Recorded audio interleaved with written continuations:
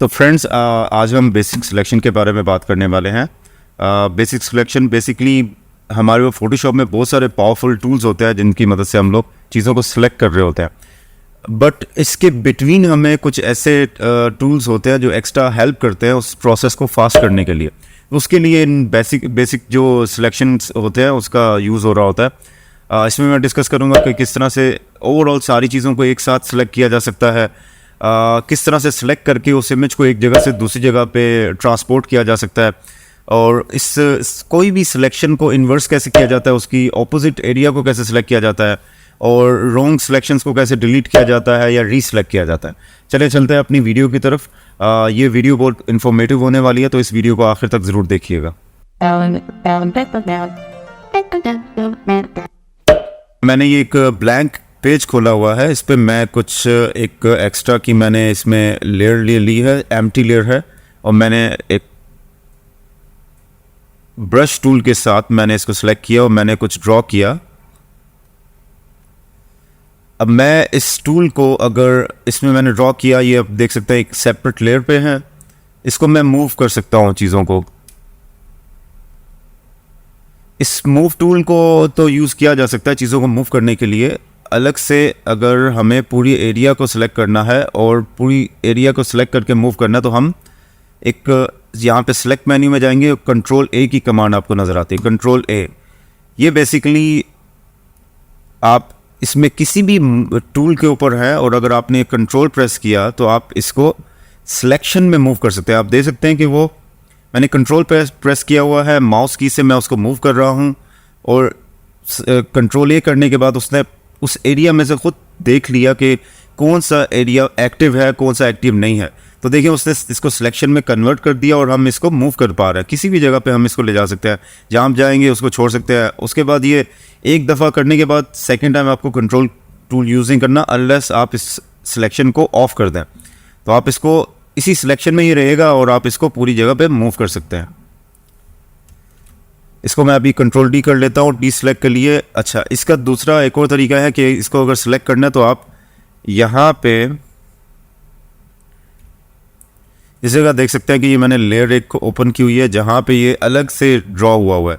तो इसको अगर मुझे डायरेक्टली सिलेक्ट करना है तो मैं कंट्रोल प्रेस करके माउस की से लेयर के ऊपर क्लिक करूँगा, तो सेम कंडीशन में वो उस एरिया को सिलेक्ट कर लेगा जो भी उस पर ड्रॉ हुआ होगा। तो इसको मैं अभी फिर से उसी तरह से मूव कर पा रहा हूँ। तो ये बेसिकली एक मैनुअल वे है करने का। कंट्रोल ए के थ्रू आप ओवरऑल सेलेक्ट करते हैं और वो उसमें से ऑटो डिटेक्ट करता है, जहाँ पे जिस एरिया का स्केच हुआ होता है उस एरिया को सिलेक्ट कर लेता है। अभी मैं फिर से इसको control D for D select करता हूँ। अच्छा, मैंने एक इमेज खोला है, मैं चाह रहा हूँ कि इस इमेज को मैं एक एम्प्टी फ्रेम है इसके ऊपर मूव करके लाना चाह रहा हूँ। तो इसके बहुत सारे वेज होते हैं, मैं आपको 2-3 इसके ऑप्शंस दिखा देता हूँ। इसका एक जो प्रॉपर वे है वो ये कि आपने इसको कंट्रोल ए, जो आपको यहाँ सेलेक्ट मेन्यू में नज़र आ जाएगा, कंट्रोल ए, यहाँ आप देख सकते हैं इसको कंट्रोल ए। इसको आप करेंगे तो ये पूरी इमेज को सिलेक्ट कर लेगा, इसमें जो भी चीज़ होगी उसको सिलेक्ट कर लेगा। फिर आप ये मूव टूल को सिलेक्ट रखिएगा, यहाँ पे मूव टूल को आप सिलेक्ट रख सकते हैं। इससे आप इसको ड्रैग करके दूसरे इमेज पे लाएंगे और यहाँ पे ड्रॉप कर देंगे। आप देख सकते हैं कि अच्छा इस इमेज पे आ गया। यहाँ पे अब मुझे ऑफकोर्स इसको इस फ्रेम के अंदर लेके जाना, तो एक कंट्रोल टी एक कमांड होती है, या फिर आप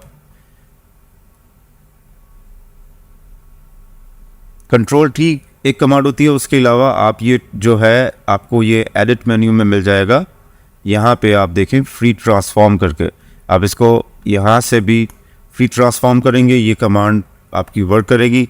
इससे आप इसके एरियाज़ को छोटा कर सकते हैं और अकॉर्डिंगली शिफ्ट में प्रेस इसलिए किया कि मुझे उसके अकॉर्डिंगली इसको एडजस्ट करना है। तो मैं इसको क्लिक करूँगा तो ये एक फ्रेम के अंदर एक पिक्चर आ जाएगी। अच्छा, मैं इसका एक और तरीका भी बताना चाहूँगा। एक तो आपने इसको मूव टूल के ज़रिए लेके आए, अगर बहुत सारी यहाँ पे मल्टीपल लेयर्स बनी हुई हैं, इस जगह पे आपकी बहुत सारी लेयर्स हैं, लाइक 20-30 लेयर्स, तो हो सकता है मूव टूल ऑटो डिटेक्ट करते हुए किसी और लेयर को कॉपी करके वहाँ ले जाए। उससे बचने के लिए आप ये कर सकते हैं कि आप इसको अच्छा, आपने कंट्रोल ए किया फॉर सेलेक्टिंग एवरीथिंग। इसके अलावा आप अगर एडिट मेन्यू में जाएंगे तो यहाँ पे आपको देखें कंट्रोल सी की कॉपी की कमांड मिल जाएगी। तो इसको आप करेंगे कंट्रोल सी, फिर आपने इसको, अभी मैं इस इमेज को डिलीट कर देता हूँ, यहाँ पे एडिट मेन्यू में ही पेस्ट की कमांड मिलेगी जिसको ये कंट्रोल वी आएगा, फिर ट्रांसफॉर्म करके आप उसी तरह से इस इमेज को छोटा कर सकते हैं। तो ये दो वे हैं इसी चीज़ को करने के लिए।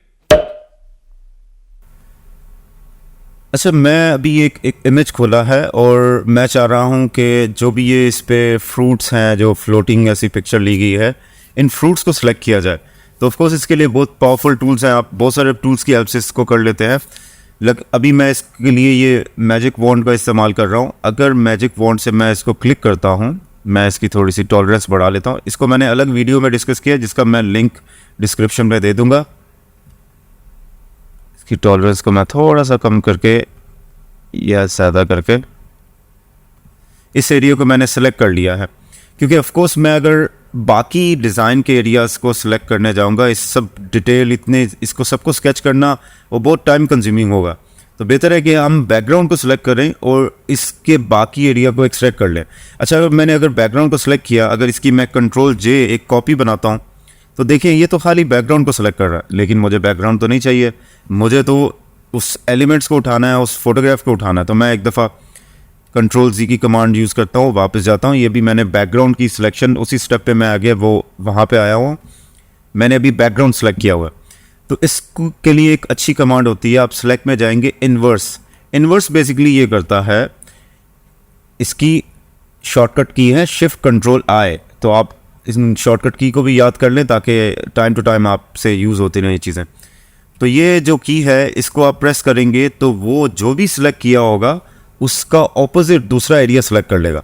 तो ये जैसे इसने दूसरा एरिया सेलेक्ट किया, मैंने इसको कंट्रोल जे किया।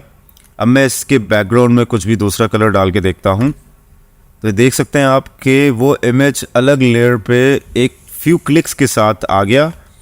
इसमें मेन टूल तो कुछ और था, मैजिक वॉन्ड था, बट इन्वर्स एक ऐसा है जो कमांड है जिससे आप उसको ऑपोजिट सिलेक्शन में कन्वर्ट कर सकें।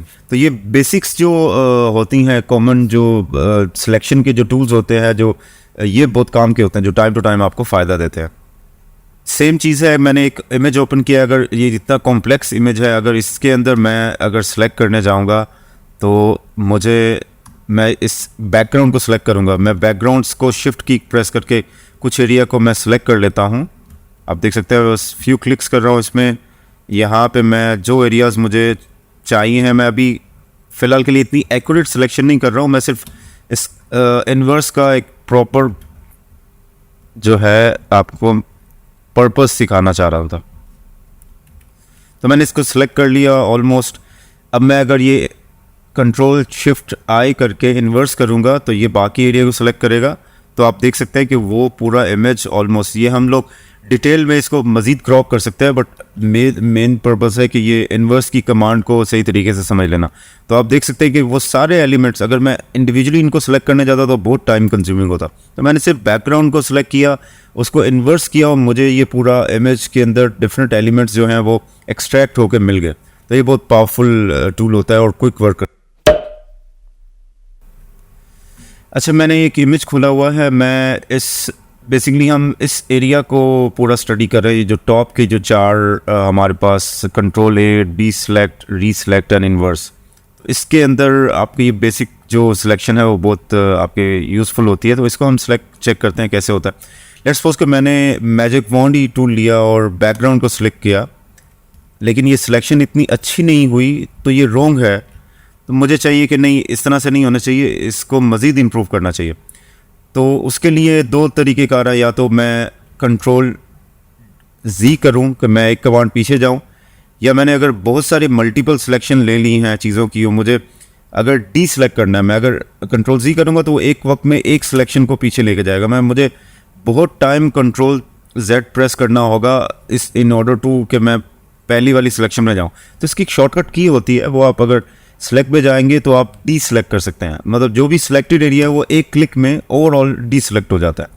तो इसको आप यूज़ कीजिएगा जगह जगह पे डी सेलेक्ट। अब जब भी करेंगे तो आपको उसमें काफ़ी फ़ायदा होगा। तो अभी मैं इसको थोड़ा सा कंटेजियस है और इसका टॉलरेंस मैं बढ़ाता हूँ। और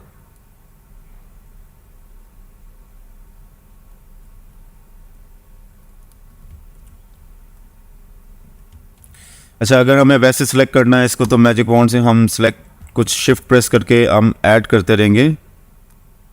इसकी टॉलरेंस थोड़ी सी बढ़ानी होगी।